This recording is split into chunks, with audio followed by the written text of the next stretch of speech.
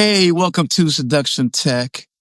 I am here now with another special person, and I've known her for many, many years, and I've seen a lot of good transitions, especially the latest, where now you are and I don't want to get it wrong. Are you a psychologist, counselor?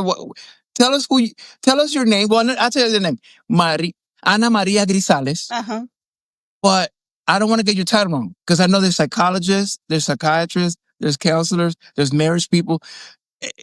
I don't know that world. So you tell me, what do you do, who you are? I'm a clinical social worker. So I work, I specialize in children, youth, and family. Okay. So what does a clinical social worker do? So we are, yes, we provide psychotherapy, but we also we work with everything in the environment, not just what the person is struggling with at the moment. So it's not just your depression, it's everything that comes in contact with you. What are the environmental struggles that might be leading you to feel a certain way? So it's not just one thing. So we look at the person as a whole, like everything that can affect that person, their environment, where they live, who do they come in contact with. When we work with kids, then we look at the school, peer relationship, medical history, and all of that. Because I did my undergrad in psychology, and then I was about to start my master's, and then I realized there's really no point in sitting with a person in a chair for 10 weeks or 5 months or 10 years if I'm not taking into consideration that they might be experiencing a lot of other things like homelessness or, other environmental issues. So yeah, clinical social work is like a broader approach to. Wow. You just told me like a whole world that I didn't even know exists. See. And I know the psychiatrists give you meds and the psychologists don't. That's about where I go. And with that, but this podcast obviously it's a little different, but not too different, right? Because actually you touched on some things that I want to ask you about. Because the reason I started this podcast is because I feel like men have been disconnected from being men. One, two, with all the technology, a man can send you messages and do all of these things on their phone and computer and social media. When you meet that man in person, that man is a weak man. Like he lacks that ability to be able to be in person because he's so behind the screen. And I think that's the new generation. In my generation, we had to go knock on the door and go up to her and ask her for her phone number. It was uncomfortable and it made us a little stronger. And I think the men now are missing that. So that's the reason that I started the podcast. But as I'm doing it, a lot of the men, we have a lot of issues that I didn't know that we had until I started exploring them. And I'm like, wait, I have that. Hey, I feel that way. Hey, wait a minute. That's not normal. And so my first question would be, because you talked about, things that are not even related to the psychology, like homelessness, for example. Mm-hmm. So if you're homeless, obviously your life is different. So the way you act is different. Uh-huh. I'm assuming you can clear me up, but in trying to find a person, and you're trying to seduce someone, or you're trying to be charming and all of that, does your environment, right? Obviously, if you're a homeless person and you're trying to get somebody, it's a lot harder than if you're a rich guy trying to get somebody. So tell me a little bit about how environment and where you are affects or helps a man connect with a woman. I think that it's not just the environment that you can't be at the necessary at the specific moment, but it's also like the environment that you grow up. And you know what I mean? What can impact the way you socialize and the way that you connect with other people. So yes, of course, our environment changes. If you have less resources, then you have to be more creative about how to approach people. It goes both ways, right? It goes both ways. It's not just unique of men. When you, let's say... Wait, I'm sorry to interrupt. Women think about these things? What do you mean? Of course we do think. Because we think, do I have money? And you ask her out, you don't have money to take her on a date. I mean, there's a lot of things that go in our heads. But what do you think then? what Sorry to interrupt that. We'll be back. No. We think about those things. I think competing is like a nature thing. Is like we all go through that, and everybody thinks like, oh, we only think about if we're hot or we're not hot. But no, we also think about, yes, there's someone who has maybe more education than I do, and I'm worried about. And then we think about money when we're about to enter into a family, because that also defines the dynamic, right? Am I going to be the one raising kids at home because I make less money, or am I going to be able to actually go to work and support my husband and paying a babysitter? So no, especially nowadays, we do think about that stuff. And I think that this idea that we are, our warriors are based on our gender is a little bit outdated. It's like not that way anymore. We're both equally worried about money and income, and we're both equally about being able to be successful and achieve our dreams. And it's a human need. It's just that now we both have permission to express that side that was before a little bit kind of suppressed. Okay, we're gonna go back to that because now you open another door with the financial part. But I want you to finish your thought. You were talking about, we're doing this. No, because there's so much. Because if you open things that I wasn't ready for, especially the environment. We're going to go back to the financial, because I think that's huge for men. That's a huge problem or worry. But for you were talking about the environment, not just the environment that you are, but how you grew up. Obviously, how you grew up affects you. So what's more important, how you grew up or where you are now? I think what is more important is I think both, coming from where you come from is kind of it gives you a set of tools, right? It gives you an idea because you come from a place and you work with a certain amount of tools. But I think what is important is knowing when to change those tools. Okay, I don't need these tools anymore. Let's say if you come from a family that you had to be very aggressive or very outgoing and very take full control because there were not enough adults, that you have to have the control because you had to be the adult in the house and the mature. And there was so much chaos that you were like, okay, no, I'm taking control of everything. You attach to that control and you get to a certain level. And then you walk into a family with a person who also has the ability of have some control and is also intelligent, but and you're like, no, but my whole life I've been the one controlling. So this is what we're going to do. It's not going to work. Right? So I think it's important to know what tools you have and when to change those tools and when you don't need those tools anymore and what tools you need to replace. Okay, but do women prefer that control, or do they prefer compromise?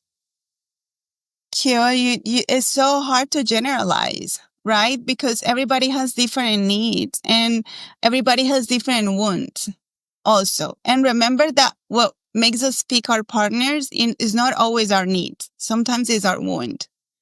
And so, in life, you're probably going to have those two. You're probably going to be dating people because you feel more comfortable and there's like a trauma bonding, and then your wounds feel a little bit close to home. And then at one point, once you're healed, you might find someone who is closer to who you really are. But that's kind of the life process. And it doesn't mean that women prefer stronger men or weak men or more outgoing men. It's just depending on where you are as a person and in your process and knowing yourself. That's what ultimately leads to the people that you will pick. Okay, but do you value safety and energy? I don't mean just obviously a man, I don't know, that is gonna get in a fight to make sure that you're safe, or not just the physical aspect, but financial safety.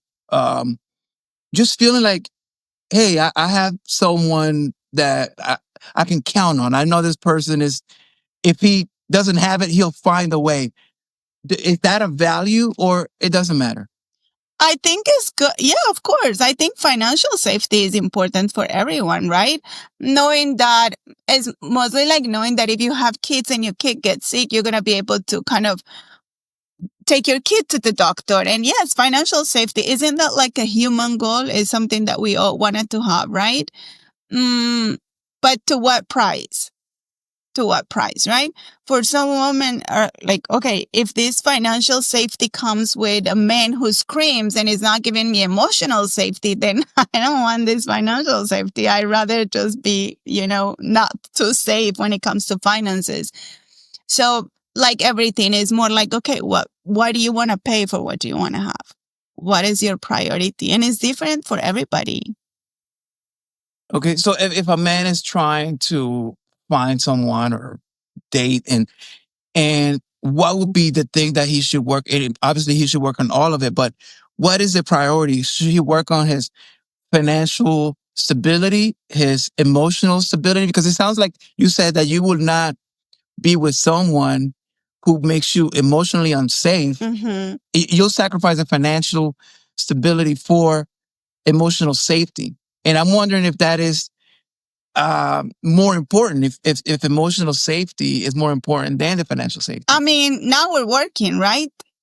Women are working now, so we don't necessarily have to compromise financial safety because we're capable to work. There are jobs, there are opportunities. So think about this. Like, what is easier for me to get? Is easier for me to get a job, or is easier for me to get someone that makes me feel safe? Probably easier to go and make the money, right? So what will be most important? Because now we're equally capable of going to work and getting the money. So now we don't need to sacrifice safety for housing. I mean, in the worst case scenario, just go and join the army, and there you go. You have house and food every day. It's like you're in unsafe place. That's really a great point you make, because if you look at it that way, where you don't live it, but there's some countries that there's women still are dependent on men for the financial, and I think sometimes they have to deal with situations that maybe they shouldn't, but they don't have a choice. But that's not their preference. That doesn't mean they're like they're looking for sugar daddies. That doesn't mean that they wanted to stay home, and that only means they don't have a choice. And that makes a difference, because when you don't have a choice, when you live in a place in which you cannot work, there is a lot of compromising. So living like you don't have choices in a place where you actually do. Right? Okay. That's right. But we also don't come with a manual from the man's perspective on how to be emotionally safe. I mean, I don't think I even ever thought about that. Like I'm going right now. You just made me think about, like, I'm going back in all my history in relationships. I'm like, I have a lot of thinking. I don't even know how unsafe I was or safe. Like, how do we, man, know that we're providing emotional safety? Like, how do we know? Yeah. I think we keep saying this, like, oh, we don't come with a manual. We don't know what it is. We don't know, right? We get our kids and we're like, nobody taught me how to be a parent, but do you know how to be a kid? So if you go back to the basics, I feel like it's really going back to the basics. I feel like we always say, oh, I don't have the ability to control, but would you scream at your boss? No. Would you punch your boss in the face? No. Then you do know how to control. You just choose not to control your anger in certain places. So it's very basic. I think a lot of times we're like, oh my God, this word. No, it is basic things. You won't punch people next to you on the street, then you don't do it at home. You don't. Well, is that what, but emotional safety, because see, I think that crosses into physical safety, right? Yeah. Which I think that's a universal no. Yes. No one should put up with that, male or female. But or maybe, is there a difference between physical safety and emotional safety? Yeah, of course. No, and I'm sorry, because I think you're right. I didn't answer your question about emotional safety and what. No, but I think they go hand in hand. If you're physically unsafe, you're emotionally unsafe for sure. Maybe. You know what? Not necessarily, because you can have a partner that's not aggressive, physically aggressive, but is dismissive. And so if I have an idea, let's say I have a goal, I have a project that I wanted to do. And if I know I'm going to come to my partner and he's going to be like, well, why do you want to do that for? Like, that's stupid. Who needs that? Or like, why are you always coming up with ideas? That's not emotional safety, because I can't open up about my dreams and goals and expectations. So maybe he doesn't punch me, but I also don't feel safe to share with him important things. So I think emotional safety, I think, is probably just being able to respect each other's like individualism and see each other as a whole person. And I don't know, it's so much to it that. Well, look, even that, right? You do something, or you create something, you have an idea, and he dismisses it. Like, what are we supposed to do? Because what I said manual is this: we're not even thinking that you're feeling this way. Trust me, we're not thinking, oh, yeah. We're not thinking, I just hurt her feelings. I made her feel unsafe. We're not thinking, I'm watching the game. I'm, you know what I mean? Like, I'm very, or not me, but man, we're very linear. And we're doing this, we're focusing here. If we dismiss you, it's not out of wanting to hurt you. We don't even know, but you may go over there and feel hurt for I don't know how long. Then later you come back and you're like, what's wrong? And nothing is wrong. And then it's like the cliche. It's like happens over and over. What are we supposed to do with your feelings? When you express your feelings, are we supposed to resolve them? Because I've heard to not resolve them, to just listen. And then I heard, like, what do we do? Tell us. Okay, what would you do if your friend is watching the game with you and tells you like, hey, you know what I think would be cool? And then share the idea. What would you say? Can we wait for a commercial? I don't know, but no, but if they say, Well, let's say that it ask just you gets, something. What would you like, if you are in that position and you're on the other end, like, what would you like the person to say to you? Like, if they wanted to share an idea, no. If you were to share an idea and your partner is like, I don't know, doing her nails or like working or in a computer doing something important, or I don't know, writing a book, saving the planet, and you come and talk. or on the phone, on Instagram or whatever. Yeah. What would be a reasonable way to not dismiss your feelings and yet ask you for the space that she needs at the moment? Well, that's the thing. I think, and I'm generalizing again, but men. But you, when we tell you like, what would you like? Well, what I would like, well, this is how we don't even get there to begin with as men. If I know you're busy or you're focusing on whatever, or unless you're on the phone right now, I'm like, oh, she's not doing anything. Let me tell her about the idea. By the time I come to you with that, I'm already going to execute. I'm just letting you know, hey, this is happening. And I think a lot of times women come with, no? Okay, but you're like changing you're changing the story. This is like, we're imagining here. What would be okay? What would be an okay answer? Because I could tell you, oh no, yeah, I will hang up the phone. I'll go bake you a cake and I'll say, hey, congratulations. I'll put my, but we're both playing this game, this suspension of disbelief. What would you do? What would you like to hear? Oh yeah, that sounds like a good idea. Yeah.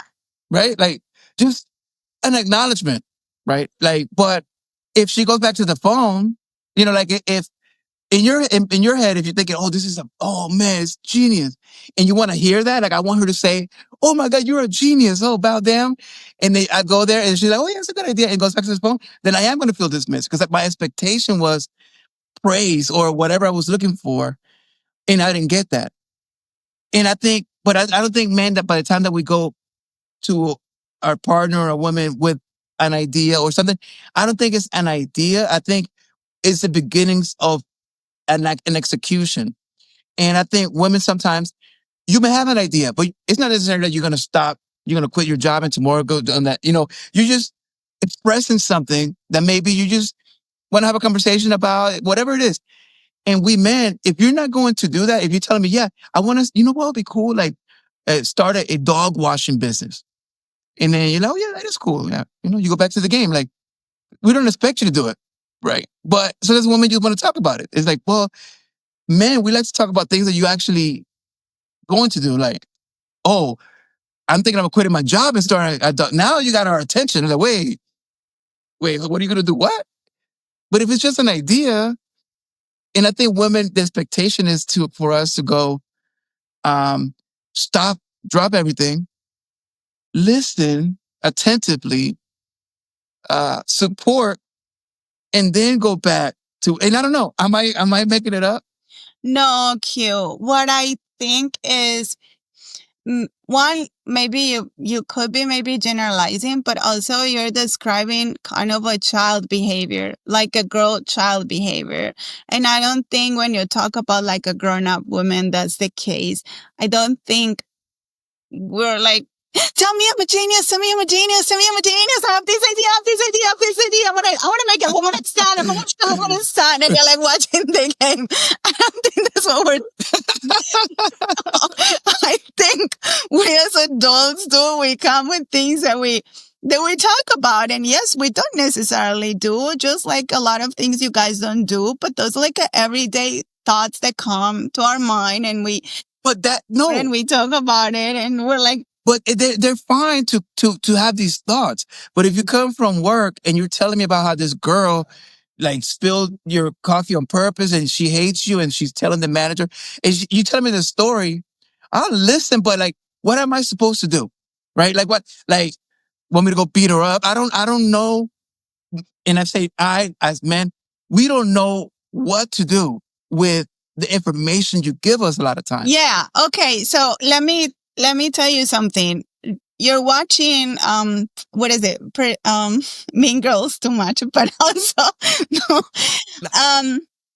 it's different. We women, historically, we need to be more careful with our opinions and our behaviors and how we act because we can be perceived in many different ways. So when we have a misunderstanding at work, yes, we need to talk about it and we need to see all the different aspects of that situation because it's already hard to, let's say, be hired in different positions, right?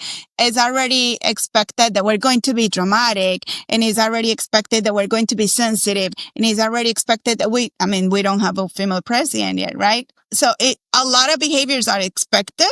And so that's a whole different thing. Oh, no, you threw that in there, but that's a whole different thing. When we have issues at work, we do need a process of exploration to see like the pros and the cons and the why and to understand and make an informed decision about how we're going to go the next day. Am I going to quit? I'm going to throw the coffee back at her. Am I going to, But exactly, that's fine. And sometimes we need to vent. We as men might vent. It's like, hey, my boss, he's being a dick. But it's just, we just talking. We don't need you to acknowledge. We don't need you to come to work with us tomorrow and handle it. We don't. We also don't need that. Then what do we do then? For you not to feel dismissed. The same as we do when you're talking about football. The same as we listen and then we, okay, oh yeah, okay. So what do we do? What do we do? I never heard of a woman saying, babe, come to work with me tomorrow. Because I'm like, I'm exaggerating, but I'm saying, what do we do with the information? If you just told me a story, a 15-minute story. Unless there's a call for action, you listen because that's what a partnership is. And you know what? I've had this conversation a little bit ago with someone too that is like, oh, you just think because they listen to you. They just listen to you because they want something from you. But listening is a human skill. I mean, we got ears for a reason. Right, listening is important. You're right, but when you listen to your story that you just told, how do we make you not feel dismissed? What behavior should we demonstrate so that you don't feel like, oh, he just dismissed? I just told him all my feelings. And what do we do? Do we go like this? Is there something we should do for you not to feel dismissed? I think if you're listening, then there's nothing you need to know. Yes, there are some communication things, right? That are like acknowledging. There are cues that they teach you in first grade. Like you move your head, you nod your head, you say, you say, tell me more about it. And then you say, how did that make you feel? And then you say, well, that sounds hard. But the one thing is if you're listening, you're not talking, you're not changing perspective. You're listening and you're acknowledging the person's feelings. Like you're really understanding, okay, yeah, that sounds hard. You're not saying like, oh my gosh, what can I do? No, you just acknowledge and allow that person to feel what they're feeling without trying to fix it. Because when you rush to fix it, it's like, okay, we've been talking about this for 10 minutes. How do we fix it? Then that's it. Yeah. That's a dismiss. Is that a dismissal? No, but now you're making that person feel like you only had 10 minutes to listen, like you're rushing a situation, right? And then you can ask questions like, okay, what do you think would be the best approach? Or like, what are some things that you think you could do? Or what do you think will make this better? Also that's kind of an invitation to the person to come with her own solutions or with him solutions, right? That's great. Actually, that's a great point. Like the questions. Yeah, because I think if you're interested in you don't have to resolve it, but maybe the questions help her resolve it herself and her. But what do we do here? I really don't care about the girl at work that's still, like, do I lie? Oh, I did. But if you don't care, or do I go?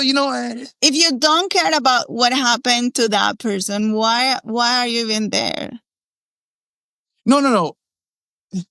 You can be 24 hours interested in it. It doesn't matter if it's your partner, someone you don't know, or someone. Yeah. Eventually, two individuals are going to have interests that are not aligned. Yeah. Right. So, do you know? And it's a serious question. Do we act like we're listening and we care, so you don't feel dismissed, or are we telling you the truth? Like, you know what? I kind of don't want to talk about that right now. Or okay, yeah. But, like, should we act? Should we lie? I mean, and trust me, we'll do it. We will lie. No, we lie too. You think we care about everything that you guys do? Probably not. But like, the point is. But what would be the right thing to do? I think that comes from a woman's perspective. Every couple is different, But like, ultimately, then you also have to be okay with the person not sharing everything with you and not sharing a lot of things with you, which is what happened in couples, right? Like, I can, there's probably a lot of things that my ex-partner didn't know about me, and a lot of things that after a number of years, and I'm sure I'm not the only one, but after a number of years, that person thinks they know you, and you're like, you think I'm vegetarian? I just went to In-N-Out, like whatever, which is okay. No, I mean, that's things that you just stop sharing, and that's what start also. But the dynamics are different for every couple, because there are couples that are very honest upfront, and they're like, I don't care about it. I don't want to talk about it. And then they have things that they share, and they're very honest, and they can handle it. But at the end of the day, it comes to like, how mature are you, and how mature is the person that you're spending time with, right? Well, yeah. But you tell them, like you said, I think we all have like percentages of things that we may share a little bit or none. And what, from a woman's perspective, should a man be open in sharing, or are there things that that you guys don't want to know? Or do you guys want to know everything? Because it seems, and again, it generalized. All of this whole podcast is generalizing anyway, but generalizing. It seems that women are always. I don't know. Women are always asking questions, right? That's great.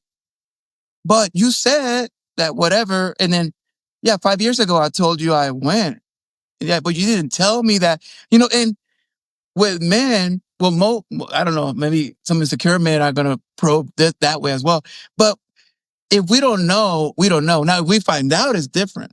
It depends how we find out. But what are you talking about? When you're talking about no sharing things, you're talking about no sharing that you spit coffee on someone, or you're talking about I dated this person, or I went out with, things that could affect the partnership and the relationship. Those are two different things, because I feel like personally, not as a therapist, not as a social worker, but as a person, if something is happening that it's going to change the dynamic in my relationship, and it's something that's kind of trespassing the rules that I had set or that we have set in place in our relationship, then yes, I expect to know.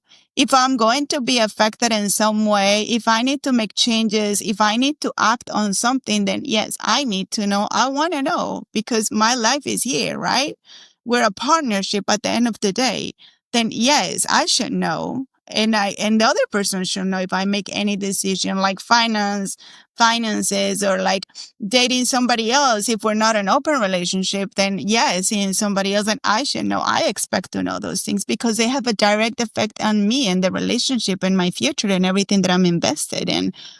But if you're not Okay, telling me that I don't know that you got I don't know that you got a memorandum or the write up at work today, or that you were, I don't know, or that you had diarrhea or tacos for lunch and you don't tell me, then, then that's fine. Like, you don't have to. No, but no, you know what I'm talking about, those big things. But no, but you're right. I mean, it's just whatever you're saying about that, because it just sounds great, right? It sounds like if we did that, we will all be married forever to whoever partner. Like if we did that, right? In this beautiful world.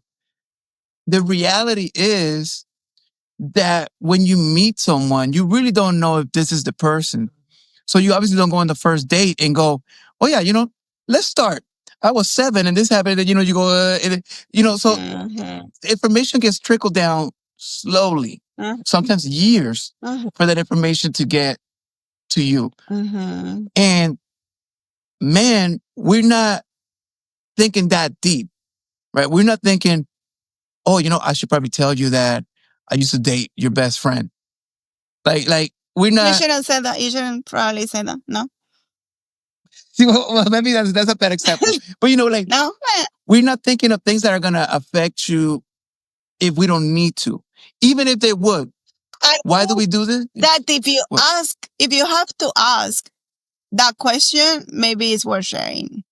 Like, there is this thing that says, like, if you have to think about it, maybe you shouldn't do it. Like, if you have to pass it by a filter, then maybe you should consider sharing it. And then she'll leave you. Then she'll leave you. I don't know what to say. See, we're not gonna take that risk. But you see what I mean? No, but this is why you're here and not a man on the other side, because we will be agreeing like, we're not gonna tell her. But I agree with you as well. It's not that simple to just, this is the way some women too, I'm not saying no, just man. If it's going to risk our peace, we will work around it. Define that peace.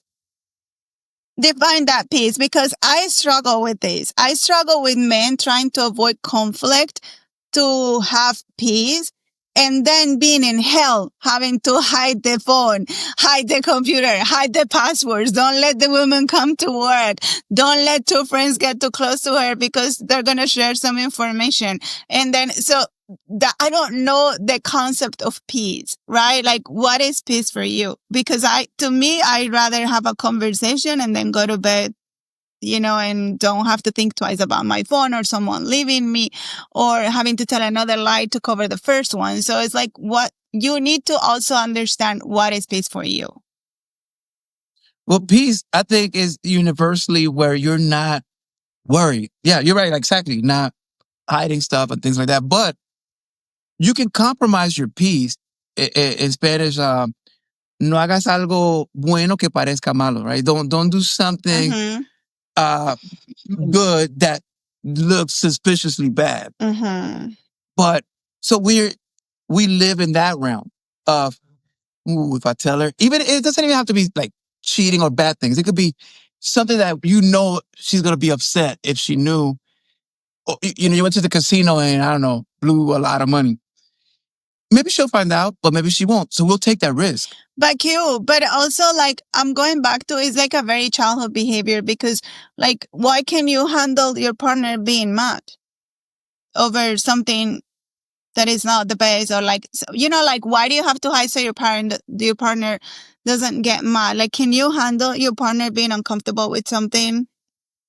This is like being mad, saying no. Those are like natural feelings, like, I don't know why we're always trying to avoid. It's like, for us, like, we try to avoid negotiation, confrontation. That's something that I'm currently struggling with, because I'm like, why do I need to avoid this uncomfortable conversation if it's to set a boundary? And why do I get uncomfortable when people get upset?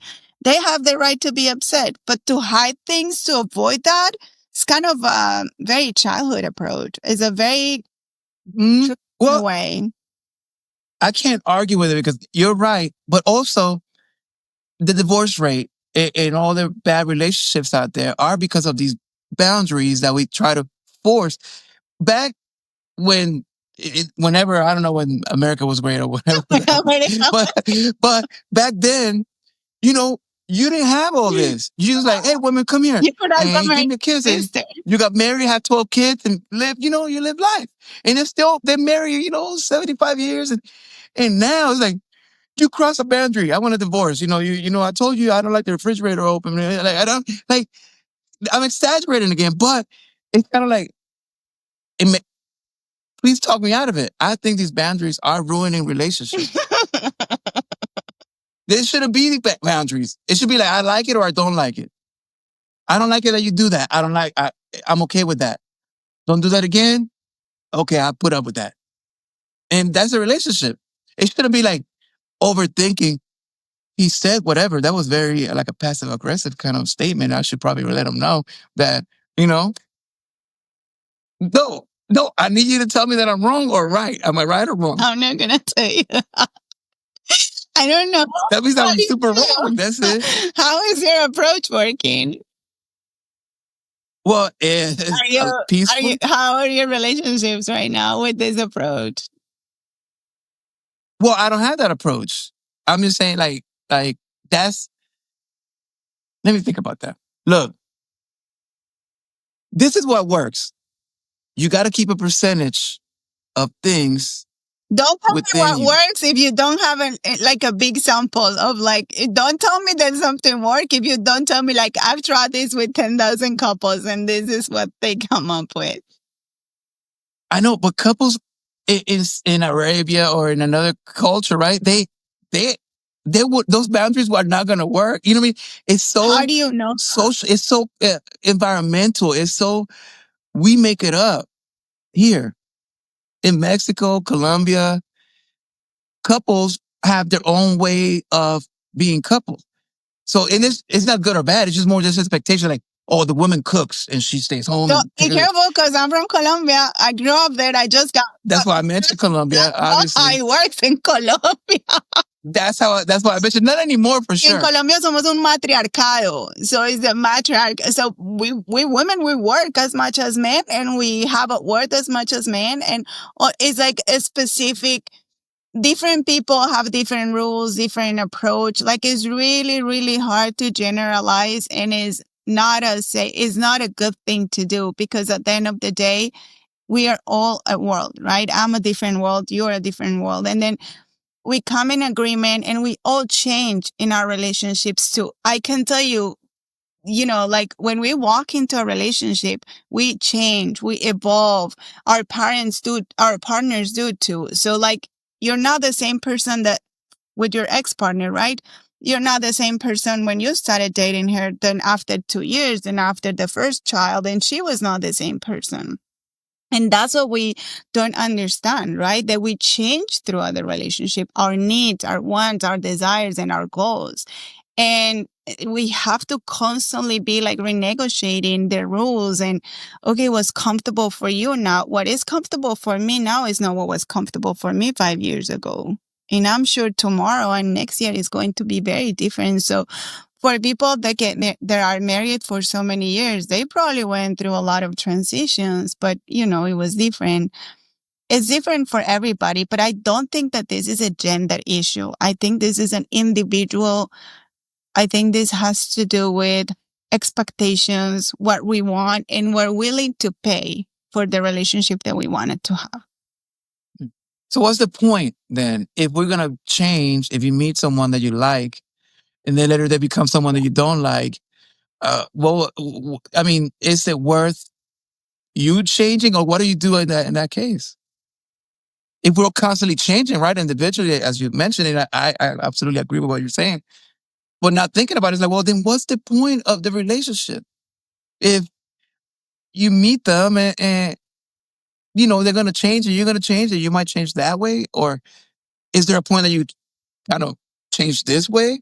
change is not a bad thing, right? We become, with age and with more experiences, we also become more understanding of people's emotions and feelings. And we go through life up and downs. And then you learn that the person that you have next to you is the person you trust, the person that you can have a good friendship and maybe great sex too. Like, I don't know. It's different. It depends so much on what is important for you. And it is a constant negotiation, right? Some women could be like, I can be with a man who's really angry, but I will never be with a guy that drink. Or someone could say, I can be with a guy who's not financially stable, but is very, very emotionally stable and supports and wants to be home. And so it's a very individual thing, and it ultimately comes to what is important to each one of us. What are we willing to give up, to give in? Because, like, trust me, we always pay a price. There's always compromising. If you want to be with someone, there is a level of compromising. And there is this kind of synthetic happiness, right? Maybe you don't have the relationship that you dream of, but you have a good relationship nonetheless. And is that being okay with that, and being happy with yourself as an individual at the end of the day. But yeah, to say that is a woman, or to say that is a game and that we're all playing games and we're like winning and losing and then maybe it's. So you say there okay, there's no games there. Is it all real? I think if I was in my 20s or in my teens, or if I was like, I don't know, probably early 30s, maybe I'll be saying like, oh yeah, I don't know what was I thinking back then. I don't think I thought it was a game. I just think like there were some people that I would kind of vibe with and others that I wouldn't. And there were some conversations that I was not interested in having. And there was not because the man was not a provider or because the man was weak or because the man, no, it was just simply someone who did not align with what my needs and wants were at the moment. That it was not necessarily something like a characteristics that the men had that were bad. Maybe they just didn't match what I was looking for or what I wanted or the relationship that I was able to have at the moment. So I don't know if it's a game. I just think it's like we're all kind of puzzles. And yes, the puzzle is a great game. I like playing it. But this is the thing. So let's say it's not a game and it's really all real. Man, we get really confused really quickly because if not everybody, man, but if a girl smiles at us, there's a little part in our brain that's like, oh yeah, she wants me. I don't know. It's like natural. I'm not saying that we do anything about it. We're the cashier. Like, oh yeah, that cashier. Because it's kind of like how we build our own esteem in here. Now, when you don't like a guy, right? What are the signs that she doesn't like you so that we're not thinking, well, I felt like we were vibing or whatever it was. And then we were not. And then she probably knew from the beginning. So do you guys sometimes lead us on to believing because it builds your self-esteem? I don't know. It's like, it's individually different. Because you like being liked, don't you? Like for people to like you and even for men to find you attractive. Isn't that cool? What do you mean? Can you say that? Don't you like men to find you attractive? As a woman, like does it feel good? I think if like it's good to feel good, but it's like an individual thing too. But yeah, no one can tell you like, oh no, I want people to think I'm ugly. No, we all like to feel good and love, and we like attention. Yes. But to the extent to lead someone to get that attention, and let me go back to the fact that I can't speak for everyone, right? Because we're all, I mean, look at social media. Isn't that what it is? Attention at the end of the day is in this way for you to get attention. Don't you get a type of attention from your videos and your Instagram and your pictures? Like, I mean, you don't do that so people call you ugly, right? Aren't we all trying to be seen and feel worth it in a way or another, right? You don't do these videos so that nobody sees you. But I think it's a human thing. It's not shame on that. To say that every woman behaves in a way to get attention, We can say this. No, And not every woman. But you guys are able to, what do you say, flirt. See, you got to see the dynamics. And I know you don't want to, you've stated already that it's not like a gender thing. This is why I think I disagree, because it's a complete gender thing. We don't, I'm not at the grocery store and women are like pulling me to get my number. Hey, let me take you out. No woman, you're not at the doing your laundry and some woman come, hey, can I take you to dinner? Like, can we, I mean, I'm sure it probably happens somewhere, but it's not an occurrence for us men that we're the hunted, right? So we have to approach what we think we like, and sometimes what we think we can get. So that gender thing is real, because women, all you gotta do is give a little sign of opening to a man. Just look over there. So you know how to do it. I don't know even know how you guys do it, but you do it, and it's like you got it, right? So because you get 20,000 guys and 20,000 messages a day, you probably think it's normal, but no, to us is not normal. So it is a gender thing. So if women are using it to get attention, but they don't want that man, but they love getting 20 messages every day about, hey, preciosa, hey, can I take you to dinner? Hey, happy faces, and a bunch of, I'm just saying that. Does it feel good? And not generalizing every woman, but do women play that? Is that a game? I think you have to be very careful with that, in a sense that mentality is why so many women get raped, and because they think like, oh, she smiled at me, I can go for it, or like things like that. You need to be careful with that perception, because we are also taught to smile since we're kids. So that's another thing. So yeah, we smile at people because since we're like 1 year old, 2 years old, everybody around us is like, why don't you smile, smile, smile, smile? And so this is something that has been socialized and is not taken into consideration, right?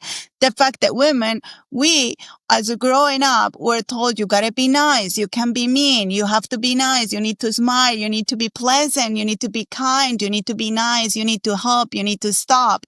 And so now, as we are older women, grown up women, teenagers maybe, smiling, saying hi, excuse me, helping you with the bag, stopping to doing everything that we've been told since childhood to do. Now it's like, oh, she's flirting. Oh, look at the way she looks. So that's where there is a disconnection in one society thinks, and now it kind of set women for failure. You see, they tell us to behave one way, and when we behave that way at certain age, it's not cute anymore. Now it's sexy. So before you think that's a female game, think about the way we grew up and the skills that we were taught to have, right? The tools that were given to us. Look at the teachers, look at the social workers, look at all those jobs require a type of personality, right? You have to be pleasant. You got to be nice. You have to be caring. If you see someone in the street, if someone is hungry. And so those things are the things that also get women raped and molested and all of that. So be careful when you think, hold on, be careful when you think, oh, they're doing this because they want to get guys. Like, do we want to get guys? Or this is how they told me that I need to behave in the world to be seen, respected, and taken into consideration. That's number one. Number two, I also think that men has this idea that we get messages and all of that, and it's not really that way. Or at least, I don't know if it's that way. Maybe for other people, it's definitely not that way for me. And I don't think that we necessarily enjoy that. I don't think we enjoy a person constantly asking us out.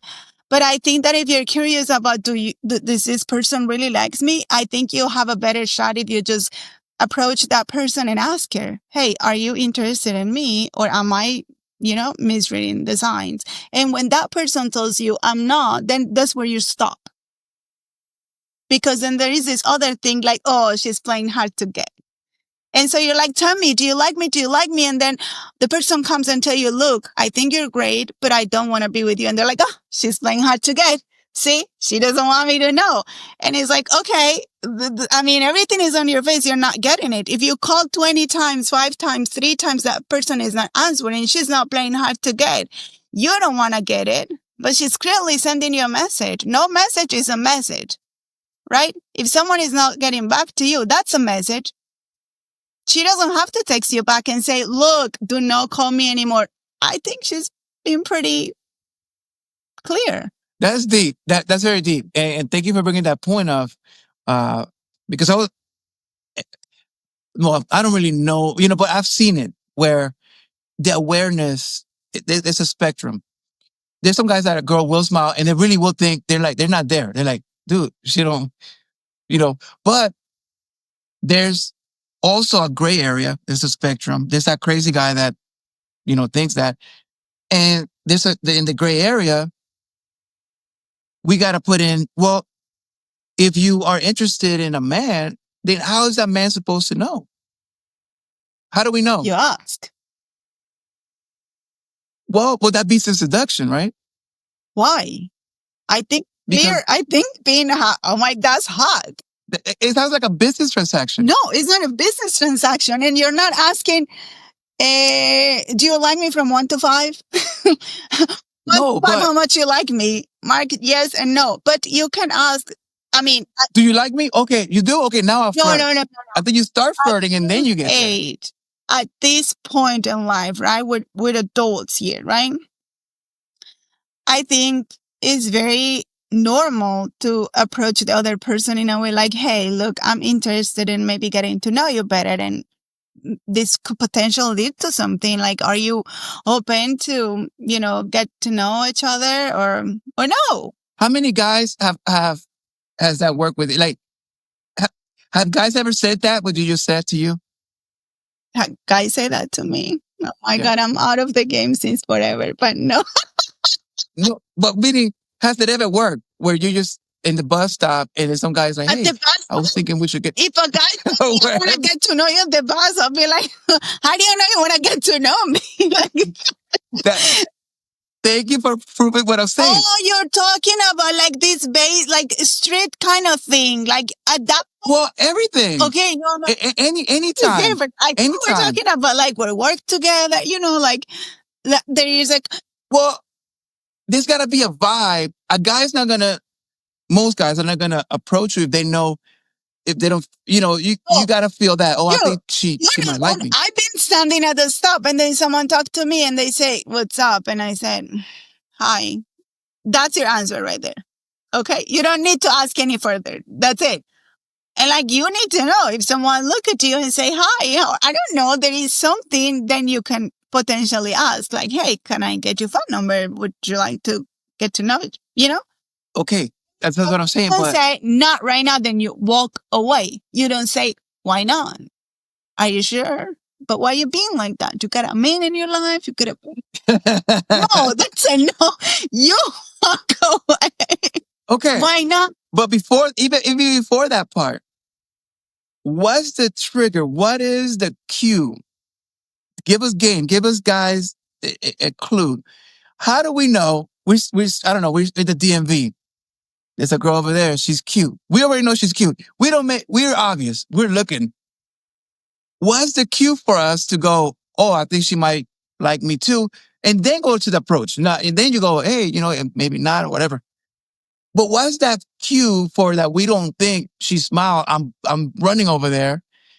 We don't want to go to that extreme like we talked about because that's where the crazy stuff happens. But that gray area, how do we know that you're flirting? How do we know that you're open to being approached? Didn't you talk about that being nice at the beginning? You talk about risking and going and talking and how that was not there anymore? Is because you're not doing it anymore. Then if you do this and she say hi and you say, how's your day? And you say, good.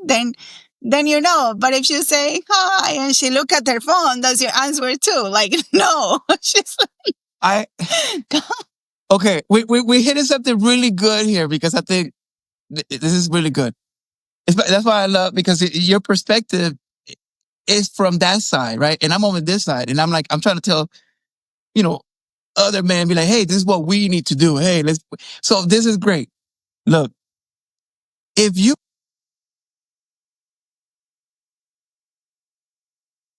so, would you like to get to know me? Would you like, okay, it's probably not going to work. So seduction to me, it's not seducing like, oh, I'm kissing your neck or whatever. That's not it. Seduction is in sales. It's a sales technique. It's where you go, you go and tell her something so unique that she's never heard before that even after you leave, she can't stop thinking about you. Not because you're manipulating, but because you, as a man, are trying to give yourself, you have a lot of competition. You try to give yourself the best chance possible. That if she gave you your number, she's going to be like, man, I want to know more about this. This guy was interesting. Like whatever the conversation was, even if it was short. So meaning before that happens, before that seduction happens, how do we know that you're not just saying hi because you don't want to be mean? How do we know that you're flirting? How do we know what kind of smile is it?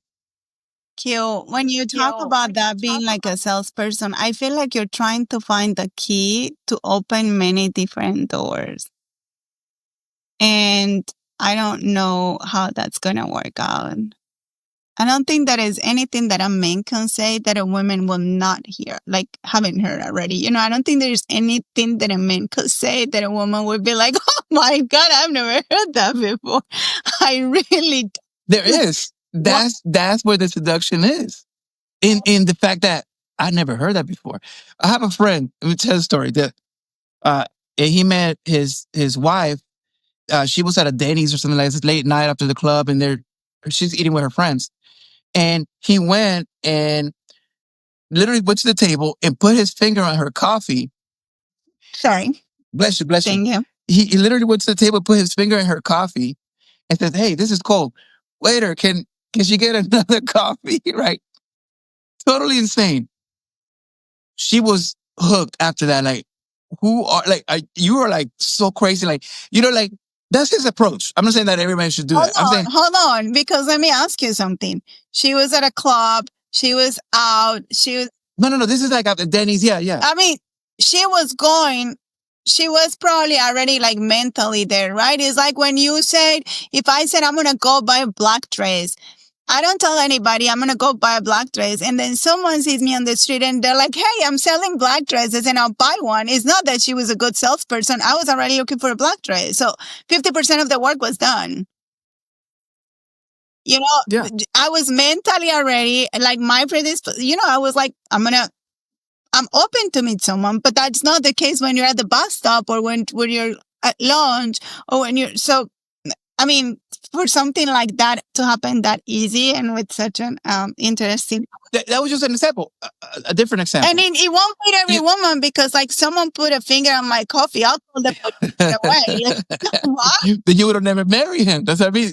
He found his other half by doing that. Okay, but you're right. That was a primed position to be in. You're a DMV again. You trying to get this, and you got to pay for these plates, and it's not a fun place to be. And you're waiting for your number. Like, and the guy goes up, and he goes something. Just I don't know. Like, hey, did you notice that the wall? So he notices something that is like obvious, but you didn't. And obviously, her answer is going to determine if you got a chance or not. If she goes, no, I haven't noticed, and goes back to her phone, like you said, yeah, you don't got a chance. But a real guide is not even going to go there and do anything until he knows that there's an opening. I'm trying for you to reveal, this might not be opening for everybody, but what's your opening? Like, so you're somewhere. How does a guy know that you like that? Hey, that's an attractive guy. I like him. I wouldn't mind him talking to me. How does he know? Yeah, he smile and I smile back. And if you say hi, you'll say, how's your day? Good. Okay. And then, we go from there. That's it. But you just said that just because you did that doesn't mean that you were attracted to him. Yeah, but you don't know how long you're going to be attracted to a person because I'm going to tell you the other thing that could happen is like, you can talk to someone from hi, and then they can come to your table. And after 30 seconds, you're not attracted anymore. Right? So that hi is just a hi. And that's the other thing. A hi is a hi. It's a hi and a bye. And nothing is happening there. It doesn't mean no one is getting laid. It doesn't mean no one's getting married. A hi is a hi and a bye. That's until there's something for both parties. But we have to be now. You know, So you see, I have a solution for it, man. Why don't you guys carry business cards and then let us decide if we want to call you or not? So you don't have to do all of this. Get your business card. You walk by and you say, "Hey, here's my number. I would like to know you or get to know you." that is such a hot idea. You don't even understand. And that's up to us. And so that way, you know, if we call you, we want to get to know you. If we don't, then you don't. You know, print a bunch of them. Actually it's a very good idea. Like with like a QR code. Yeah, that's it. Not QR code. Oh my God, like phone number or something. No. When you scan the QR code though, with your number. and you have my Instagram, you have all of my. No. That you. Is that too much? You're gonna look like you're looking for porn models with that look. No, not you. You're getting up like a Playboy costume. Not you. Job for you. Can you come at 1 a.m. to the Motel 6? No. Have a job interview. Good one. You got me there. But decent name, not cute. Put Alonso, Alberto, Michael. Like full name, last name, so that she's like, I might be able to have this last name. You know, not like cute love or like. Cute love. But that's a great idea. Actually, it's a great idea. But because I wanted you to see, my questions were coming for you to see how we have to analyze every little movement that you make. Did she say hi? Or did she say hi? Or did she say, we have to be now these experts at what kind of hi was that? I wonder if she's kind of still undecided. Like, and for you guys, it's so simple. You like them or you don't. Who told you that? Who told you that? Am I wrong? I don't know. No one told me. I'm assuming. A guy 6 months and he's like, well, we're not dating. We're just talking. And you're like, what? Wait, have we been talking this whole time? Because we don't talk that much. And then, or you might just not even have a relationship. And then the person sees that you did something and they're like, how could you do this to me? And you're like, I thought we were just friends. So no, things are unclear right now. And it's for everyone, Q. Like, relationships are very unclear. No one has to put a label on anything. Everything is so available right now. Men and women are equally available right now, apparently available, but also, looking for someone that can like heal their traumas and also help them in the future and help them better self and then make all these modifications it is a transition at the end of the day, right? It's a culture transition, is a weird time to be in a relationship, and it goes both ways. We're struggling, you're struggling, and this is why people are like, you know what? I'll just love myself because it sounds like the easiest thing to do right now. I love this, but thank you for sharing all of this with us. And I don't even know how long it's been. It's been a long, but there's so much. I don't think we even scratched the surface because we didn't even go into the money part. But I think this was way better because I think you brought a really good point up. I think a lot of men should know how to read these signs. That if she smiles doesn't mean that she wants you. But then again, I'm going to tell you another part of it. Just because she doesn't look and smile doesn't mean that she doesn't want you. Because I've noticed that sometimes when they actually do like you, it's when they try to act like they don't see you more. It happens all the time. Those actually, the ones that smile are very confident.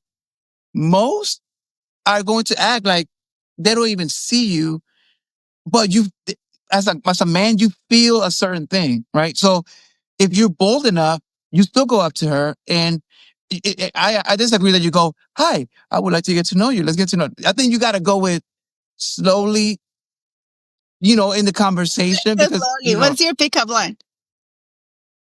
There is a pickup line. That's the thing. Which one do you use? No. Which one do you use? Come on. No, but it's not a pickup. No, this is what happens. The circumstance got to be authentic, right? So like I said, for DMV, I'm going to point something that is here, that is happening. And we're going to bond if she's up for it of that circumstance. Like if we're there and I don't know, some guy comes in and starts yelling and we look at each other and I tell her something like, oh, that's me next. That's what I'm going to do next. And she starts laughing. We bonded because we live in the same circumstance. So it's not a pickup line. Yeah, that's my dad. I mean, like, I love him. He's just like me. So we have a lot in common. You're going to love me because if that's your dad, they say that women usually like men like their dads. Like I'm perfect. But meaning that's the problem, that men do have pickup lines. Hey, whatever. Would you like to get to know each other? Like it's not authentic. It's better to just be real and be like, hey, I love, even your shoes are a little dirty, but they're nice or whatever. Like tell them, be authentic you. Like, because also if you're not a jokey guy, not every guy is going to pull humor out. It's not going to work for them. Not every guy is going to be serious.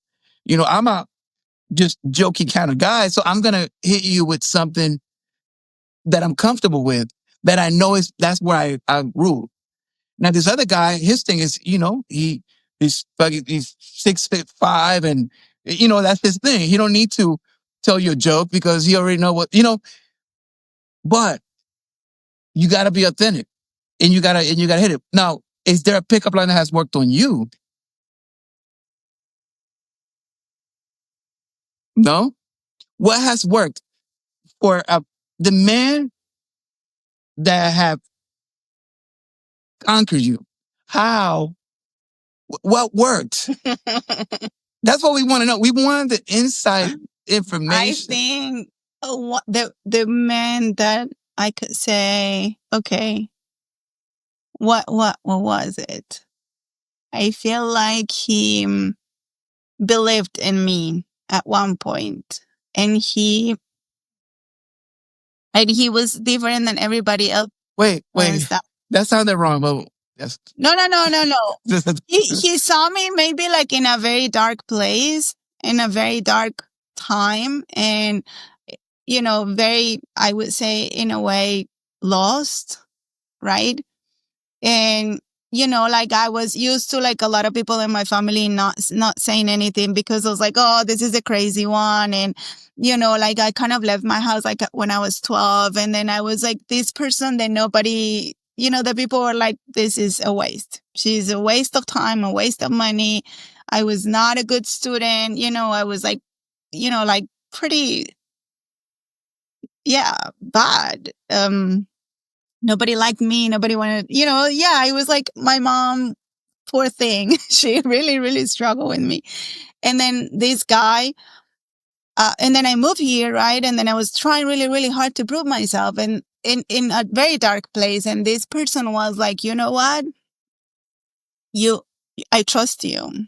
I think that you can do so much more. And I think that you can do better. And I want to be there to see that. And then I think that day I was like, oh my God, I was committed to make him feel very proud of me, and I just grabbed onto it because I was like, this is the first person that ever believed in me, and I cannot let him down. And I just grabbed onto it, and I completely changed my life, and I completely started behaving very differently to like his standards, right? And that really helped me for a while, right? Until a lot of other things happened. But I think what happened was like he believed in me, and I was committed not to let him down for so many years. And I was very grateful. Very grateful. And I think I will love him forever for that. Yeah. Thank you so much for sharing that. Cause, wow. I think you hit seduction in the head. That's what I'm saying. It's not sales. Probably that wasn't a good comparison. He seduced you by empowering you, by making you feel seen and special. Yeah. You were seduced. Yeah. Yeah, completely. He saw me. Like he saw so many things I was able to share with him, like my ideas, my crazy ideas, my jokes, the jokes that were like everybody was like, "Oh my God, be quiet," that I used to do, jokes and all of that. And he found those jokes funny and he will tell me, "Yeah, this is good." And he would be like, "You're gonna accomplish so many things, you're gonna do great, you're gonna be all of that." And then I was every day working like, oh, shoot, I cannot let this person think that he was wrong. And then, and then it got to a point where it was, a lot of things were not true. And then other things happened and we ended up breaking up and the relationship was over and all of that. But I think that really made me feel important for someone. And I did love him. And, I love that he saw me as a powerful person and not as a weak person. So he gave me that confidence. And it's good when a man makes you feel confident. And then the dynamic changed when he started making me feel unconfident about things, because then I started working and now it was like, oh, you're too much, or you're too loud, or your clothes are too bright, or too many colors. And that's when I start losing it, because I'm like, you could try to put me back in that box and that's not going to happen. But anyway, to your point, yeah. But look, that's deep, because do you think that in the beginning he seduced you with providing that confidence for you, and then once you got that confidence, well, you didn't need it anymore, right? So the dynamic changed because what he was providing was not longer necessary. I think the dynamic changed for many other things. I think there were a lot of behaviors that I had that I was not aware of in the relationship. And like we walk in this relationship and it was like Cinderella, right? Like, oh my God, everything is bright and beautiful. But of course there were some residual, right? Some leftovers of the person that I was. So I was very, like my temper was bad. I was very, uh, I had a really hard time. I was learning a lot of things in a very short amount of time. I was learning a language, learning how to live in another country, learning how to be with a man, learning how to be a mother, and all of that at the same time in a very short time and in another country by myself and alone in a house while he was out working. And so I just really, really struggled not working for the first time, having to ask for money to buy toilet paper.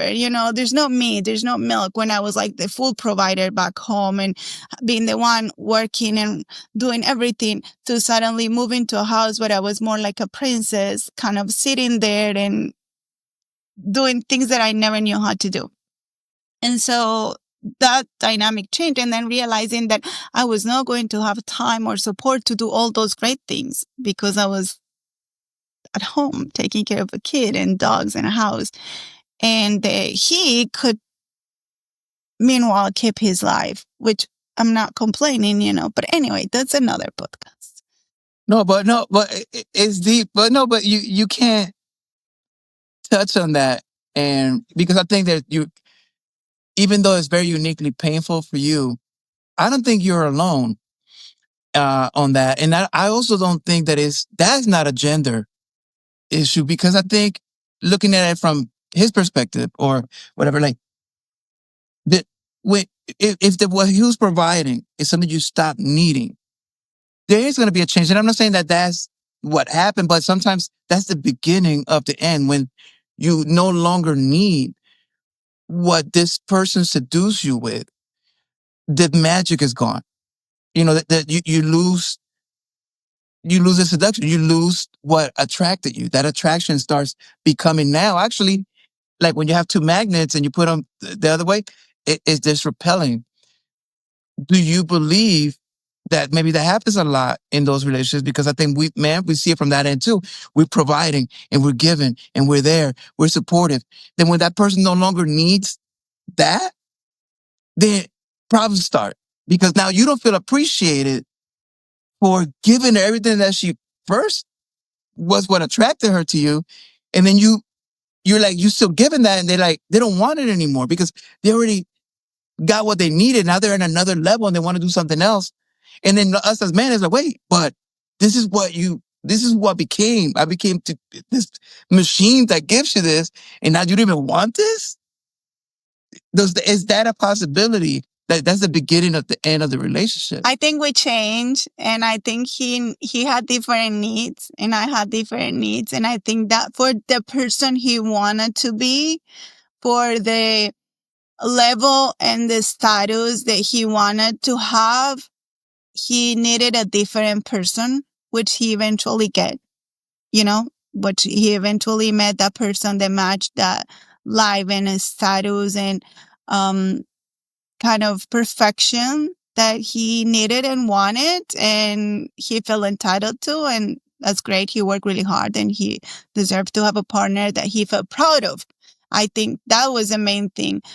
I wasn't here to, like, back then, right? I was barely learning a language. I was barely trying to understand how to live in this country. I was barely trying to process everything, and he was already kind of growing in a very like high class kind of space, and he maybe needed or wanted someone that was more like him, maybe more educated at the time, maybe more kind, and maybe more able to like carry certain communications and behave certain way, and maybe someone who just was not like me. Maybe I was not what he needed at that moment, and not that he was a bad person, but our needs changed, and I was still there was a lot of work that needed to be done in in me as an individual. And now I know that. Now I see that because, yeah, there was a lot of things that about myself that I didn't know back then that I was trying to figure it out. And, and that was it. And I still, I will forever be grateful with him. And he gave me the most beautiful gift that a person could ever have. And I love him for trusting me. And I, it's all good. Only good things. We both changed a lot too. And I will never forget though that he was the first person that ever trusted me. And I will do my best to like not let him down. Even though I want to. Wow. That's deep. Okay, well, take us out with this. It goes hand in hand with this. Do soulmates exist in a woman's perspective, right? Because in the Disney movies, all that is like, oh, they're meant to be together kind of couple. In a psychological perspective, is it biologically even possible that there's a person that's made for you? Yes, I believe that there is a person that's made for you. I believe that. I don't know as a therapist, but I know as a person, I believe that there's people that are made for you, but I don't think it's just one person. And I think you have a soulmate for every stage of your life that you grow and you change. And I think sometimes that soulmate could be a friend. Sometimes that soulmate could be, like a mentor. I think there's people that you're meant to get to know in this life. And there's not just one of them. That I strongly believe. And when we limit ourselves to all that love and knowledge and support to come uniquely, like solely, how do you say that? Like just from a partner, then we're limiting ourselves for all the good experiences that we can have and all the great people that we can get to know. Wow.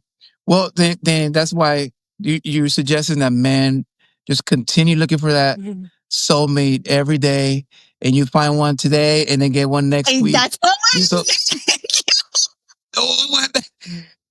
So like she's my soulmate this week. This is my stage. I'm saying May as a man, 17th. allow yourself to have friends, female friends, male friends, any other gender friends, neighbors. Allow yourself to connect with humanity. Allow yourself to connect with the neighbor across the street, with the person from the store, with the lady from the laundry.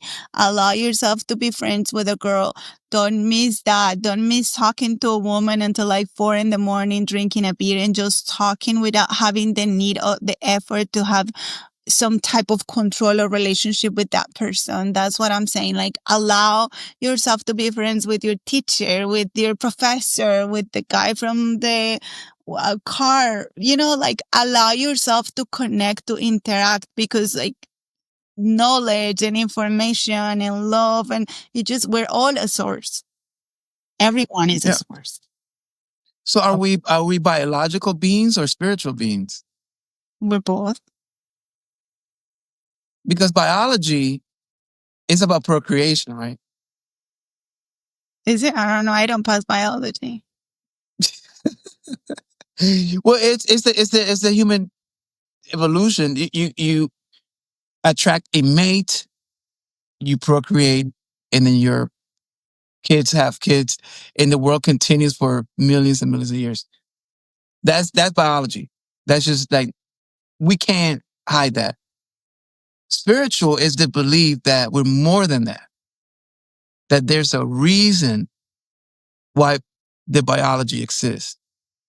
So I guess my question to you is, the what's more likely, that we're spiritual beings or biological beings? I want to. As a woman, Oh, yeah, I think we're more spiritual beings, but maybe we're both. I don't know. And maybe there's like, because men, that's what I'm saying. I think we're more biological. Like, we're spiritual.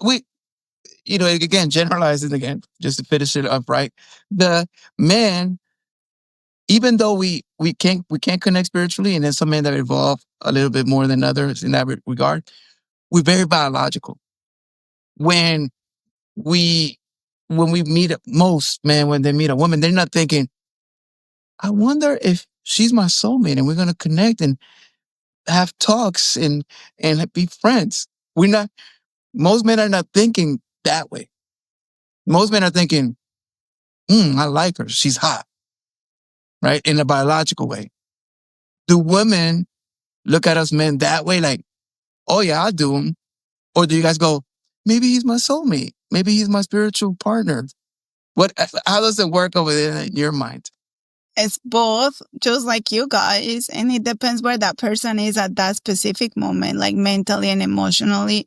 I don't think women don't ever say like, yeah, I mean, have sex just for the heck of it. Like, I think we're both equally to connect in different ways. But I think I feel like you're maybe limiting this to like a partner and couples, because like, what do you feel when you hug your kids? Do you feel like biologically, or do you feel like a spiritual being? When you see them smile when they're playing in the park, you're a man. Do you feel like, oh yeah, that come out of here? Or do you feel Hey, no, hold up. Don't be really good? don't be making sense in my podcast. No, no, no. Wow, that's deep. No, You that know, like, no, I know. I just saw it. you I felt don't it. say, oh, we don't connect them. No, I no, felt it. no.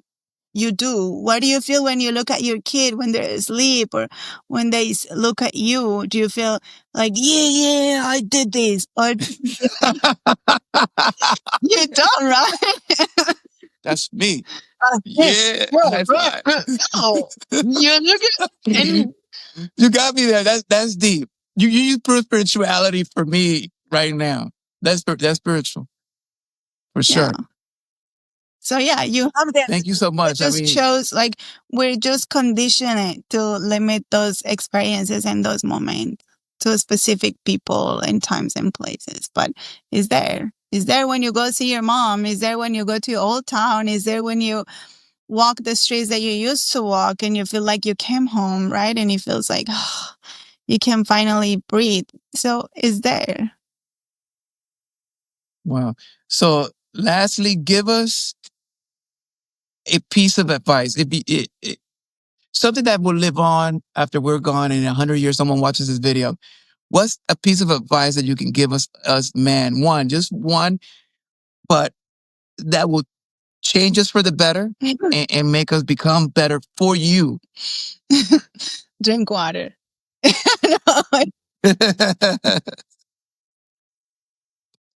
That's it? That's going to live for 100 years? We don't have a I choice. think that one thing that I think has helped me is nothing happens. And sometimes like what we make of things is much worse than what is actually happening.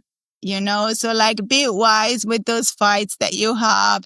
Be wise with those bad moments with the people you love. If you have kids and you're fighting over the tablet and the TV, and like be wise, because maybe that bigger fight is more damaging than the act of removing the item. And maybe the big fight of you and me and we're fighting and we're winning is really louder than just sitting down and coming to an agreement, right? So be wise with those fights, because at the end of the day, they're so like worthless. And as you get older and you look back to the older fights, you're going to be like, it's like, I don't even care about that anymore. There's so many things that you're not going to give a fuck in the future that you're fighting for Wow. today. Wow. I say wow because that was the last question, but now you brought it. We're going to leave it. It doesn't matter what happens from here. We're not going to expand on this. Does toxic masculinity exist? Yeah, just like toxic feminine. I mean, it goes both ways. There's toxicity. Wait. Toxic femininity? There's a thing like that too? I mean, I think A woman can be too feminine? no. But like everything, all this information that we're getting, right? All this information that we're getting and that we're using, if we don't know how to use it, everything is toxic, right? Alcohol, if you don't know how to use it, could be like everything that you don't know how to use is toxic. So yeah, but manhood, malehood is toxic, especially for you guys, because it deprives you from so many experiences. It prevents you from having partners, and it makes you kind of like carry on people that really want to walk with you and share the burden of things with you. And that masculinity is preventing you from having really, really productive partners, so that you can relax a little bit and be a little bit more lighter and enjoy a little bit more life. But you're so attached to this idea of what being a man represents that you are denying yourself of someone telling you, hey, I can carry that with you. I'm just gonna bite my tongue because this is just like a whole other episode. Because I said I was gonna leave it there because I knew, because once you started describing that your advice was for us to, and I think it's great advice to be mindful of our behavior. Like obviously, yeah, like we're very aggressive at times, and I mean we get out of a normal conversation a little bit to prove a point or things. Women do too, but we do. Toxic masculinity is saying who we are. We need to, basically, we want to be castrated. Like, no, like you don't be, take your testosterone and bring it down. And, is that what it is? I mean, am I wrong? No, that's not your testosterone. No, what is it? No, if you're getting too much, then yeah, maybe go see an endocrinologist. But I don't think that's your testosterone. But masculinity, being a man.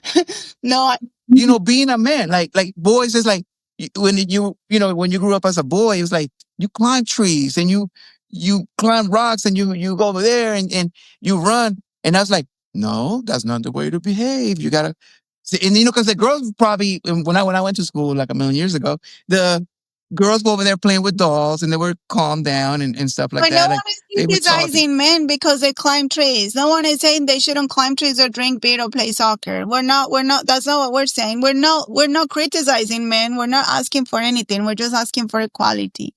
I think if you don't want the other person to be equal, then you need to look into that, because we're not telling men like, oh no, you shouldn't be playing soccer, go swimming, or we're not telling men. But are we equal? I don't mean that we both should have the same rights. We both should be allowed to be happy however we want to be. But are we, as a male, female, are we able to do the same things? Because I believe that we can't give birth. I know there's some people out there that probably think I'm wrong. I don't believe a man can birth a kid. Now, if I'm wrong, I'm wrong. I'm telling you what I believe. I don't think that you could. Maybe one day I get proven wrong. But that means that one of us is less important in raising. But No, can a woman give birth without a man? Like can we have a kid without the male contribution? no, not in Okay. biology. In society, it's changed because, well, whatever million reasons. But in biology, you need the male and the female Yeah. in evolution. And no, but the toxic masculinity is saying we just want your procreative part, but we don't want what comes with that, which is we used to go and hunt buffaloes and protect our kids so that these tigers don't eat them. And then we go and these other men are gonna come and try to, take my little daughter, like, so we have to protect, like we come from having to be protectors, providers. We used to go 3 weeks without eating to try to get food to bring back to the family. So we can't go from that made us survive all of these millions of years. It's the same thing with women, being motherly, being there for the kids, breastfeeding without food, doing all kinds of things.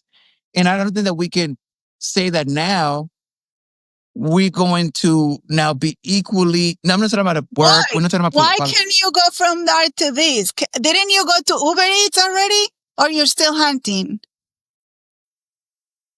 Why the are you hunting comfortable has, with going Uber Eats and then now? I mean, there's some changes that are okay for you, and there's some other changes that are not okay. Well, you're not hunting anymore, so you can be home with the kids. but it's still You're no. not doing anymore. Why can you do these other ones? But the nature's still there. You could take a lion and put him in the circus, and he's a nice lion. He'll bite. Don't mess with the lion. That lion's still a lion. Okay.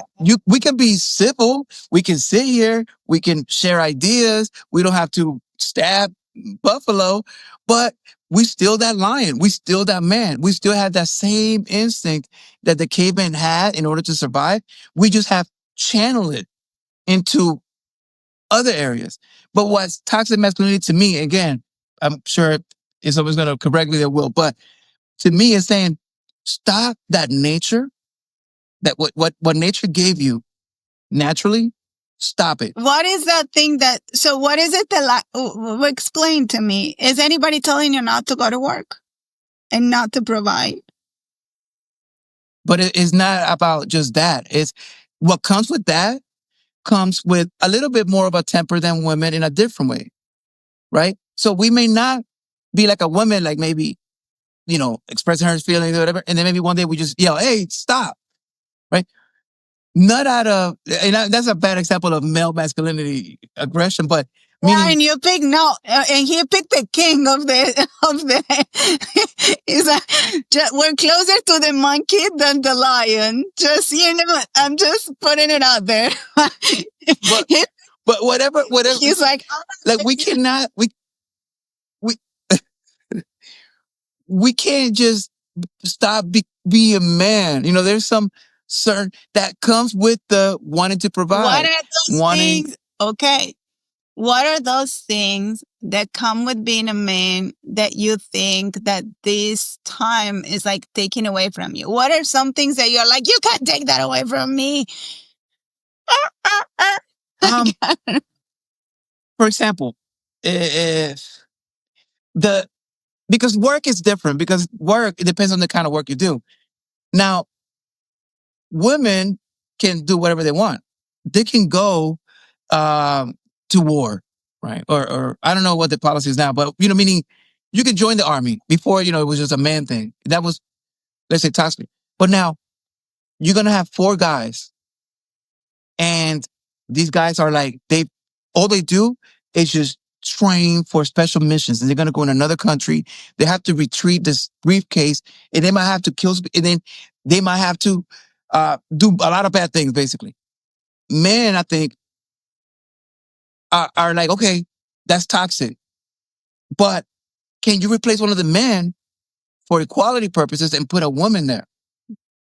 Or you think so? Why not? Because there are that's what I mean. We should have kept opening, because now you're gonna leave a cliffhanging on this. There are different things that women are good at that we're not good at. We never will be. But there are things that we can do. We can lift heavier things. Women can do that too. You cannot lift as much as men. Who said that?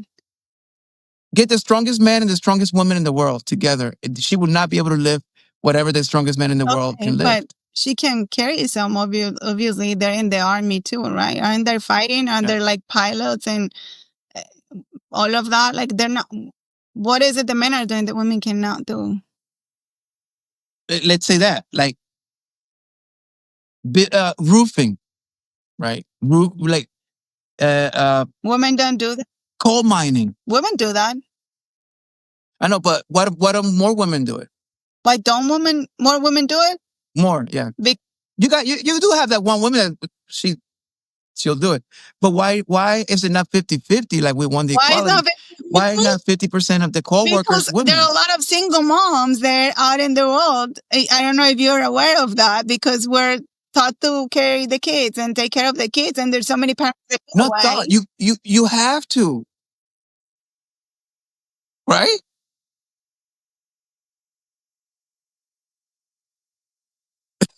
Do you have to? If you don't breastfeed and you don't get like or what? Yeah. So to answer your question, it's not because they can't. It's not because a woman cannot be in a mine. It's because there are other things that women are expected to do or we have to do. It's because we've been doing other jobs. Or it's not because it's not lack of ability. It's not a lack of knowledge. So, do you think that a woman boxer should box a man boxer? Should Mike Tyson get in the ring with whoever is the strongest boxing woman? No. Why not? I mean, I don't know. Is there like a mixed boxing if they come up with that? But because they're female boxing and male boxing, and why would a woman fight a man if they could fight a woman? Like, I mean, that doesn't prove anything. That doesn't prove that women are not allowed to do those. No, it's not that they're not capable. No. Yes, boxing with another woman. Yes, but the reason she can't box with another, because it's just physically we have an unfair advantage in that aspect. Okay. Physically, you have an unfair advantage in building a human inside you. Okay. If we play our roles, you play your role and I play mine, we can live really, really good. That's a great partnership. When we're competing because you believe that we should be equal, now we're competing to see how equal we can be. And now I have to bring down my malehood, my male toxicity, so you can have, it's like saying, get the women boxer and the male boxer, but don't punch her hard. Okay. Can a woman be a doctor and a man be a doctor? Is there a disparity there too? No, be scientist and men be scientist. Yes. Okay. So, but there's certain things, it's not always. Our male toxicity is also not always.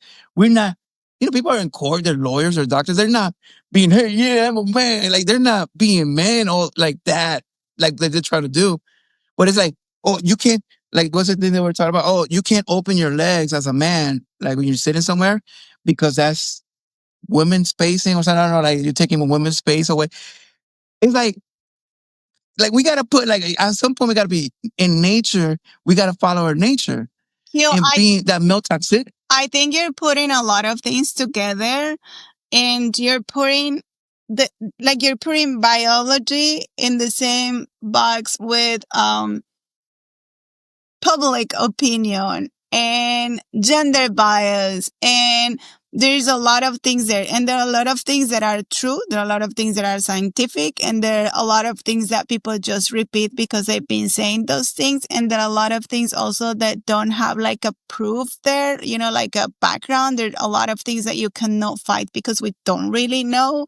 So I think that before you have any of those conversations about what women can do and what men are not doing and why are they not doing, they need like a further explanation. And I think it's bigger than are we stronger or are we not stronger? And if you look at those things from just one lens, or like we're stronger than you and you're stronger than me and you have uterus and we don't, then it becomes like a very basic and unproductive conversation because it's not relying on like facts and science and actually looking at the socialization and how it happened and how we come to be in the space that we are, because this was not always true actually before World War I. There were a lot of women in the field working, and if we go back in history, there's a lot of history of women being in fields working. There are a lot of tribes in Brazil where women are the breadwinners. So before, maybe this is like an anthropology conversation, and maybe to come to terms with that information, you need to have maybe like an anthropologist or someone that can actually back up this information and bring real knowledge, because it's bigger than are we a lion or a monkey, and it's bigger than the pain that we might carry because of the way we've been brought in society, and the pain that we carry because we had certain roles, and the pain that we are dealing with because we're trying to catch up with these new times and trying to understand how our partners are also changing. So it is a deeper conversation that needs more information and more humility, like being I agree. humble. I agree, but I'm gonna give you my personal experience. I've been in a few failed relationships. Quite, one or two or 20. But but looking back, the comment, because I was like, okay, why do I? It's got to be me. They all can't be crazy, right? What is the common denominator in those failed relationships? And it was my lack of being a man. I was that equality person. I was that supportive, sometimes to the point of not doing what I needed to do as a man, so that she has the opportunity to do something. So if I would have said no, probably some of those relationships would have worked. And I think my whole point is to give the message is like, be a man. And if a woman thinks that you're too manly, you're not the man for her. Because it used to be where, hey, what's up? I'm a man. You're a woman. Come here. Let me be the man. And women used to love men. It wasn't about equality. It was like, we weren't even thinking about being equal. It's like, I just want a man and he wants a woman and we come together. Oh, magic. Now it's like, I gotta be a better woman because you're not letting me, come up or whatever. Do you think my failures, and this is really the last one.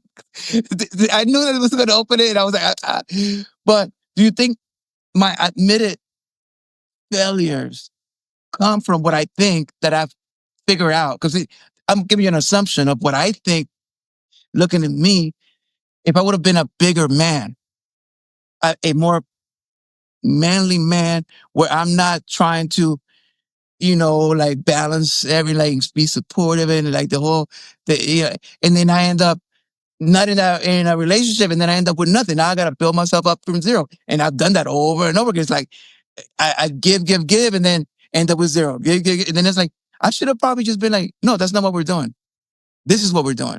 I should have been more of an alpha male, and I should have been like, yeah, no, we're not doing that financial decision.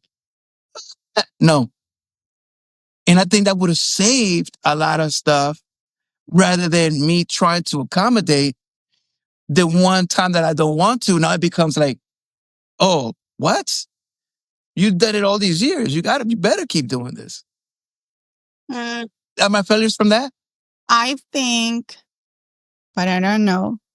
But I think that it sounds to me like those failures were more you could attribute them to maybe you lack of setting boundaries and you lack of prioritizing yourself, and not necessarily because of your gender. And in that case, I think that is something to work from your personality and not to just give it to your gender. I don't think you would have been fixed by being more manly. I think by being more assertive with what was important for you, and to kind of be more assertive to draw the line when it needed to be drawn. Thank you so much. Actually, what you just said, I got to go sleep on that. Like, because I did have it in the gender. I think you're right. Here, in this part, I don't even remember. We talked so long. I don't remember what we were saying. I didn't agree with the gender thing because I thought it was gender. This I agree with you because, but like assertive. That's what I'm saying. Eh, that's the toxic masculinity. Like if you're assertive, you're like, oh, like you're trying to. Assertive is a personality attribute. It's not it's un atributo de personalidad. It has nothing to do with gender. Women can be assertive, men can be assertive. Being assertive is actually important in any type of job that you have. So being able to know what you need to say and say it in the way that is understandable, and being able to sit on a table and negotiate what your needs are in a respectful way. And respect, and I mean respectful to yourself too. Right? And say, this is what I need. This is what I think is best for me. And this is how we need to divide the time and the responsibilities, because I am important too.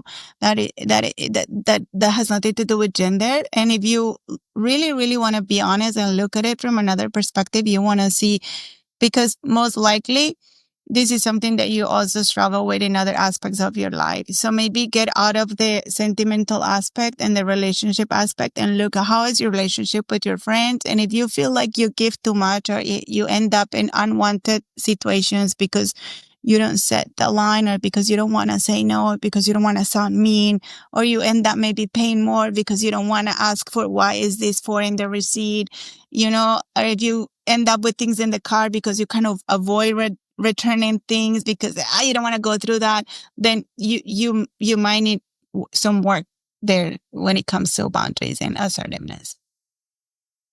Wow. Not a gender thing. Ouch. Ouch. We didn't have to do it like that. But absolutely. And thank you so much for doing this. Thank you for doing the interview. And if do you do anything private? You work somewhere, or do you do any like if someone needed, because what you just did, it doesn't seem like it because I'm just acting, but it's very deep for me. It's deep because I'm real, and what you just said threw me for a loop because like, wow, I wasn't assertive. I mean, I gotta go think about it. I gotta go to watch this over and over. Think about all the other relationships that you have and you had through the time, and see where did you end up in those relationships, and how do you feel about saying no and saying I can't, and not showing up. I know you talk about ghosting. Sometimes ghosting is a lack of assertiveness, right? Because you're not able to hold that conversation when you actually tell someone, hey, I really don't want to see you. I don't think this is going to work. And so think about all those little things, because they might be little indicators of a difficulty, like having those kind of an avoidance. Wow. No, I gotta go through all the relationships in my head. That's gonna be a while, and but I'm sure there's gonna be a common denominator there, because I think I had I had a hunch that I wasn't in the wrong, but I was close with assertiveness, but I was putting it into a man thing, into a gender, like you're right. No. But do you do anything privately, or like, do you do any kind of consultations? You have my number. You have my number. Yeah, no, but I mean, but later you give me the link. No, like a link or something. You don't want weirdos calling. Oh yeah, okay. No, yeah, no. You can do it. No, I definitely need a consultation. You just opened up a can of worms. I can't sleep tonight. I'm gonna be like, wait. We have the nonprofit Creative Case Management Solutions. I can send you the link. Okay, send me the link. So I'm saying, if someone is interested, especially we're really, really bad at asking for help. We just don't believe in it a lot of times. But the way that you're doing this, I think, is proven that someone with my, like whatever, they could probably feel comfortable with you, because I don't feel judged by you, right? You're telling me just kind of your assessment, but I don't feel like condescended on, like, oh, you're wrong. It's more like, look at it from a different perspective. And I'm doing that, and I'm like, yeah, that's deep. Yeah, and sometimes people think, I feel like I think of therapy, like come have a difficult conversation with someone that's not your mom and is not going to stop talking to you or hate you.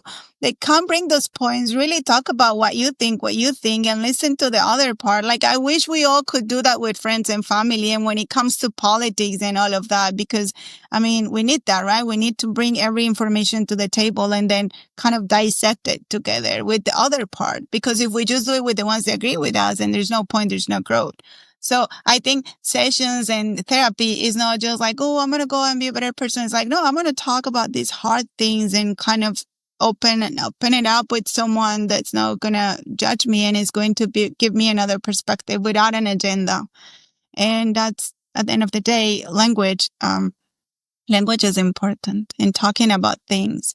You know why animals don't kill themselves? No, why? Because they don't have language. So they don't have the internal narrative telling them to the point that they just go like, fuck this shit. And then they're like, but are you sure that animals will kill themselves? I never heard of that, but I believe it. Like we do. We have that internal conversation constant telling us a lot of things that really drive us nuts. Like we have like, you're this, you're all of that, you're stupid, you're making a mistake. And then it just gets bigger and bigger. They don't have that. They don't have anybody telling them, oh, you lion, you're really a lion. You think you're all of that. But who is that? Who is that here then? Who's doing that to us? Is it us? It's everything. Like it's us, it's what we hear, it's what we think is right, it's social media, it's our parents' voices, it's our neighbors' voices, it's what we think, what we believe, what we're being told, what we want. And it's just like that competition of every day, ding, ding, ding, ding, ding in our head. You don't see all. So it's like a collection of voices. Yeah. Like when when you were 6 and your mom told you something that is still here. Wow. Oh my God. And it goes deep. It's heavy. I remember one time someone told me like I was trashy, and then I exploded. And then I remember, oh, my neighbor used to tell me that it was like all these little voices. And sometimes when like right now I look at the house and in my head, I'm like, oh, I'm trashy. And then I'm like, no, I'm just creative. I have to get out really quick. But you use a well, meaning that you're messy. Yeah. Because the translation for trashy is kind of like, No. But I know what you meant. So I'm clearing it up. Así como que, ay, que desorden, no sé qué. Yeah, no, but I'm clearing it up because I know what you meant. But trashy is more like, trashy, like a girl that's trashy. But I think you meant messy because anybody will get mad if they call you trashy, even if you are trashy. But you're like, hey, hold on. And then, yeah. And so sometimes like, like I'm working and I'm like, oh my God, the house again. And then I have to remember like, shh, it's okay. It's okay. It's fine. You're none of that. You're just busy. You're not. And it never goes away once you have those voices? No, it goes away, but you have to be conscious, like where the voices are coming from, and like being conscious of like, no. No, but meaning it'll come a point that they just stop coming because, or do they always, do you have like a storage and you can't erase it and you can just suppress it, but maybe, I don't know, like how would that work? No. They're always going to be there? You just have to be conscious and aware to bring you back to the present moment. This is what meditation does.